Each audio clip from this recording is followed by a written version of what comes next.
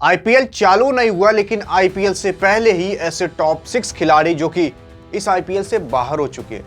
कुछ तो ऐसे प्लेयर हैं जो कि पूरा आईपीएल ही नहीं खेलेंगे, तो कुछ ऐसे प्लेयर हैं जो कि आईपीएल के बीच में आ सकते हैं।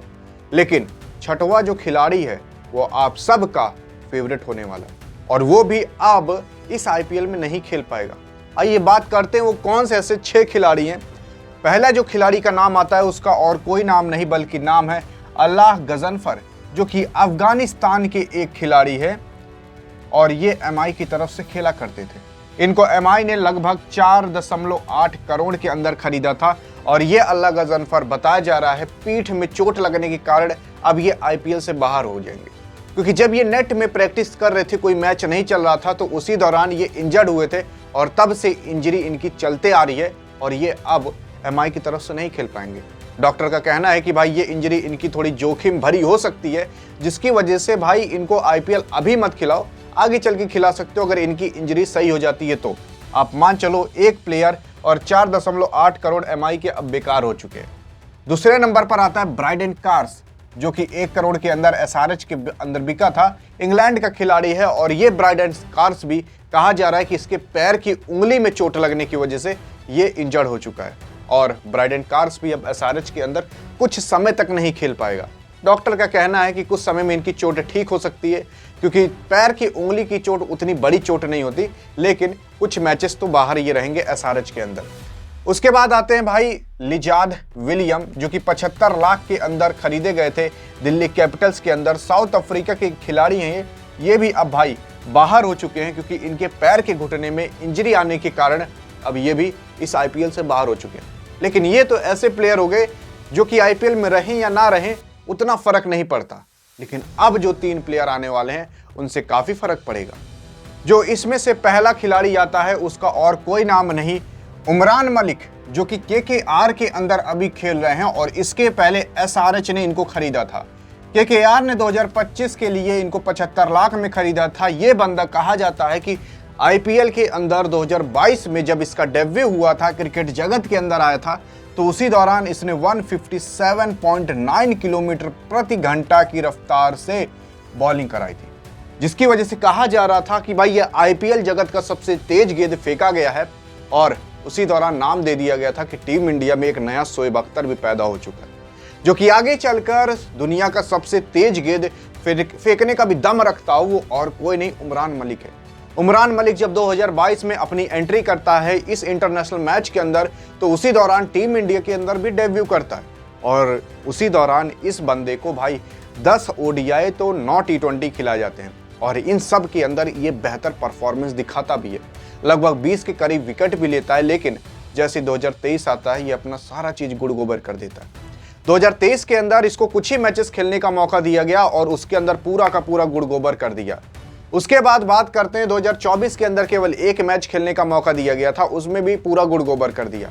2025 के अंदर भाई एसआरएच ने इसको रिटेन तक नहीं किया, आईपीएल के ऑक्शन में छोड़ दिया, जिसकी वजह से केकेआर ने झक मारकर केवल 75 लाख के अंदर खरीद लिया कि भाई चलो कोई एक गेंदबाज तो आ जाएगा, कभी इस्तेमाल कर लेंगे, यानी कि पहले इस्तेमाल करें फिर विश्वास करें, इस तरीके का इसका हाल हो चुका था।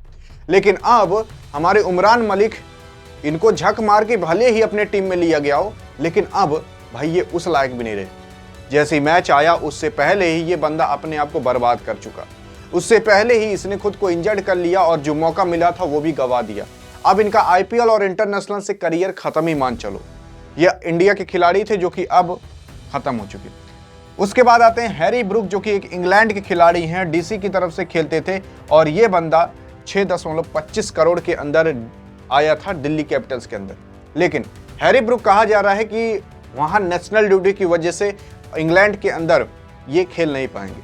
आपको हम बता दें, जैसे इंडिया है, इंडिया में जो क्रिकेट होता है और जो क्रिकेट प्लेयर होते हैं वो काफ़ी ज़्यादा पैसे कमाते हैं, लेकिन और जो कंट्री होती है वो इंडिया के मुकाबले नहीं कमा पाती, तो इनको कुछ एक्स्ट्रा वर्क भी करना पड़ता है ताकि ये अपनी लाइफ स्टाइल मेंटेन कर सके।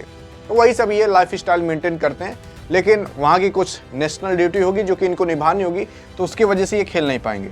उसके बाद कोई और नहीं बल्कि एक ऐसा खिलाड़ी आता है जो कि सबकी सांसें रोकने का दम रखता है, जसप्रीत बुमराह, जो कि 18 करोड़ के अंदर एमआई में आए थे और एमआई ने इनको रिटेन किया था, ना कि खरीदा था। एमआई कभी भी नहीं चाहेगी कि भाई ये जसप्रीत बुमराह टीम इंडिया से बाहर हो जाए।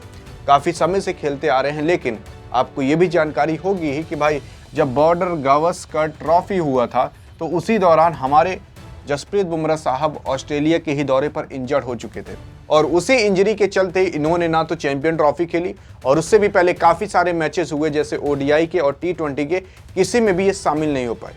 डॉक्टर ने कहा था कि इनकी जो इंजरी है उसको ठीक होने में 1 से 2-3 हफ्ते लग सकते हैं, लेकिन 1 से 2-3 महीने लग गए, अभी तक ठीक नहीं हो पाए।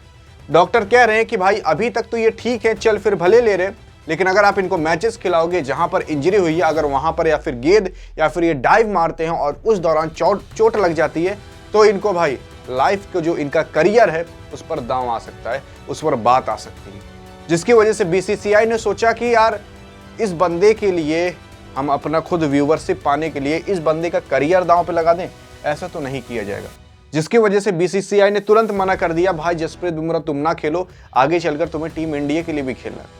जिसकी वजह से जसप्रीत बुमराह अब क्या पता आईपीएल ना खेलें, और कब तक नहीं खेलेंगे इसकी कोई भी जानकारी नहीं है, क्योंकि जब तक डॉक्टर की तरफ से पूरे तरीके से फैसला नहीं आ जाएगा तब तक ही खेलेंगे नहीं, क्योंकि डॉक्टर भी अपना नौकरी और अपनी भी हर चीजें दांव पर लगाकर इनको खिलाएगा नहीं।